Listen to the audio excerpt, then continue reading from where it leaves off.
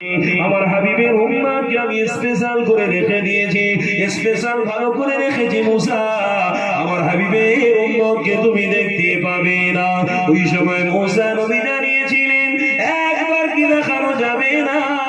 আমার আল্লাহ জানিয়েছিল এ মুসা আমার হাবিবের উম্মতকে আমি সব থেকে মর্যাদাপূর্ণ স্পেশাল করে বানিয়েছি।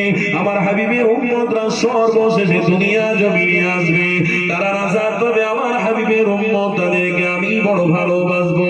এ যুবকেরা তরুণেরা, ওই সময় আমার নবী পাক জানিয়েছিল, আমার আল্লাহ জানিয়েছিল মুসাকে, শোনো মুসা, আমি আল্লাহ আমার হাবিবের উম্মতকে আমি দেখা দেবো না, তবে শুনে রেখে দাও আমার হাবিবের উম্মতের কথা যদি শুনতে যাও একটু শোনাতে পারি।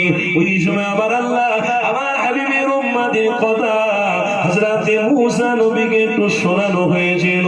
হাবিবের প্রেমিক উম্মাহ জানিয়েছিল লাব্বাইকা লা শারীকা লাক লাব্বাইক ইন্নাল হামদা ওয়ান নি'মাতা লাকা ওয়াল মুলক। আমার হাবিবের উম্মাহ বলেছিল লাব্বাইকা লা শারীকা লাক লাব্বাইক। এই কথাটা যখন হাবিবের উম্মাহ বলেছে মুসা নবী বড় আনন্দ হতে লাগলো, মুসা নবী বড় খুশি করতে লেগেছে। ও রব্বি আল্লাহ, আপনার হাবিবের উম্মতের কথা শুনে আমার মনটা বড় ভরে গেল। আমার আল্লাহ খালি শুনিয়েছিল মুসা আমার হাবিবের উম্মতের জবান থেকে আজকের বেরিয়েছে লাব্বাইকা লা শারীকা লাক লাব্বাইক। এই কথাটা যে বেরিয়েছে আজ থেকে আমি আল্লাহ কথাটা কবুল করে নিলাম।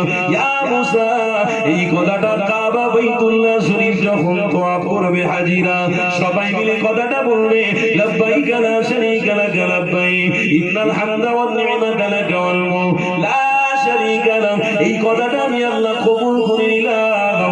আমার মুসা নবী ওই সময় জানাতে দিয়েছিলেন ও রব্বি আল্লাহ, আপনার হাবিবকে ভালোবাসেন, হাবিবের উম্মতকেও আপনি ভালোবাসেন বলে এই কথাটা আপনি তামাম পৃথিবীর মানুষের জন্য মক্কা কাবা বাইতুল্লাহ শরীফ তওয়াফ করবে তাদের জন্য আপনি নির্ধারণ করে দিলেন।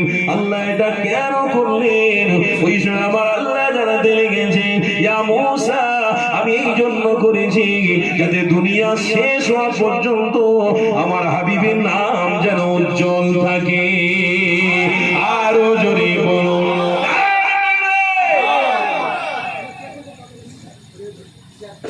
মুসা নবী বলছেন রব্বি আল্লাহ, কেন এটা করলেন?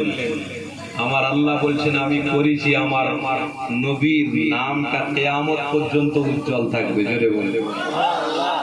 তার মানে নবী আসেনে, প্রত্যেক নবী আলাইহিমুস সালামরা রাসূলের নামকে প্রকাশ করেছে।